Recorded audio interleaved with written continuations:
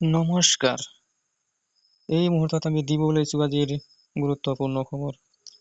জুবিন গাৰ্গৰ মৃত্যুৰ পৰা হাইলাকান্দিলৈ পলকতে পৰক পোৱাৰ কেইটামান গুৰুত্বপূৰ্ণ খবৰ। জুবিন গাৰ্গ আৰু নাই আজি বিয়লিয়ে গুৱাহাটীলৈ অনা হ'ব নশ্বৰ দেহ।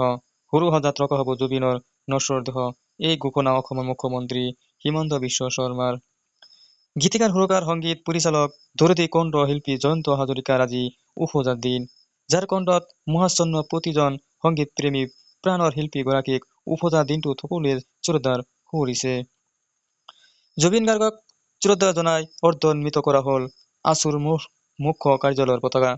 এই সিদ্ধান্ত গ্ৰহণ কৰিছে সংগঠনটোৰ কেন্দ্ৰীয় সমিতিয়ে। খবৰ অনুসৰি ৭ দিনলৈকে ৰাজ্যৰ সকলো প্ৰান্ততেই অৰ্ধনিৰ্মিত হৈ থাকিব আছুৰ পতাকা। নিশা জুবিন গাৰ্গৰ শোক সন্তপ্ত পৰিয়ালৰ ওচৰত থিয় দিয়ে অসমৰ মুখ্যমন্ত্ৰী হিমন্ত বিশ্ব শৰ্মা আৰু তেওঁৰ পত্নী ৰেণুকা ভূঞা শৰ্মাই। সিফালে জুবিনৰ কাহিলীপাৰাৰ বাসগৃহত অগণন অনুৰাগীয়ে কৰি আছে ভিৰ।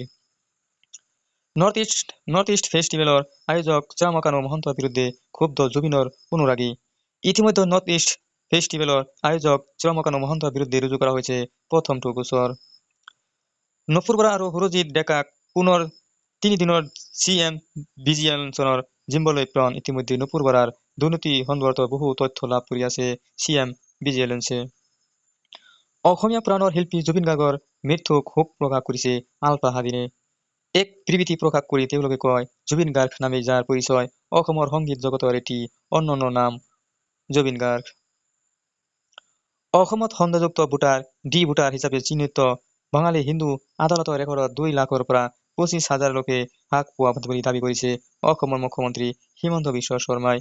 বৃহস্পতিবাৰে সংবাদ মাধ্যমৰ আগত মুখ্যমন্ত্ৰী হিমন্ত বিশ্ব শৰ্মাই কয় যে উচ্চতম ন্যায়ালয়ে অসম চুক্তিৰ ভিত্তিবৰ্ষ ১৯৭১ চনৰ আগৰ অসমত বাস কৰা লোকসকলক ১০০% ভাৰতীয় বুলি স্বীকৃতি দিয়ে। এইবাৰ হাইলাকান্দিত সংঘটিত হৈছে এক জঘন্য কাণ্ড। এজন বাহন চালকে এটি শিশুৰ লগত ভয়ংকৰ কাণ্ড সংঘটিত কৰে। ইতিমধ্যে আৰক্ষীয়ে অভিযুক্তক গ্ৰেপ্তাৰ কৰি জেললৈ প্ৰেৰণ কৰিছে। জুবিন গাৰ্গৰ মৃত্যুৰ তদন্ত বিচাৰি সৰব হৈ পৰিল আলোচনাগ্নি আলফা নেতা জিতেন দত্ত। তেওঁ কয়, জুবিন দা নাই এই কথা মানি ল'ব পৰা নাই। ভগৱানৰ দৰে জুবিন দাৰো মৃত্যু নাই। আমি অসুস্থ জুবিন দাৰ স্বাস্থ্যক লৈ সচেতন নহলো। জুবিন গাৰ্গক কোন বেপাৰীয়ে নিজৰ ব্যৱসায় স্বাৰ্থত ব্যৱহাৰ কৰি হত্যা কৰিলে। সকলোকে কন্দুৱাই বিদেশৰ ভূমিৰ প্ৰাণ ত্যাগ অসমীয়াৰ হিয়াৰ আমঠু জুবিন গাৰ্গৰ। এতিয়া ৰাজ্যৰ প্ৰান্তে প্ৰান্তে শ্ৰদ্ধাঞ্জলি জনোৱা হৈছে জুবিনক।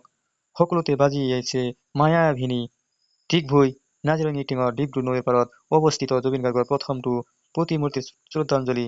ডিগবৈৰ বিধায়ক সুৰেন ফুকনৰ লগতে আলোচনাগ্নি আলফা নেতা জিতেন দত্তৰ। জুবিনৰ অস্বাভাৱিক মৃত্যুক সন্দৰ্ভত জাঙৰ খাই উঠিছে দুয়োজন।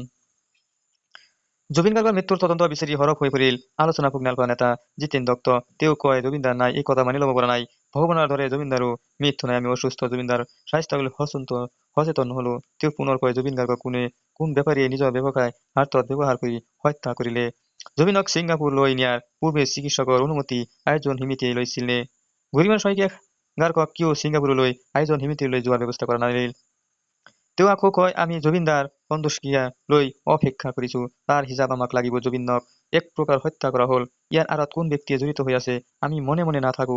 মুখ্যমন্ত্ৰীক উচিত তদন্ত কৰিবলৈ আহ্বান আলোচনাগ্নি আলফা নেতাগৰাকীৰ।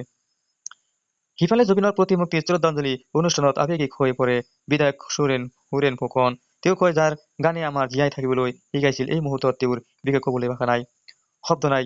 মোৰ অতি ঘনিষ্ঠ বন্ধু আছিল তেওঁ। ১৭-১৮ বছৰ ধৰি আমাৰ সম্পৰ্ক আছিল। তেওঁ জীয়াই থকা সময়ত ডিগবৈ নাজিৰঙী টিঙৰ ডিব্ৰু নৈৰ পাৰত প্ৰথমটো প্ৰতিমূৰ্তিত নিৰ্মাণ কৰিছিলো।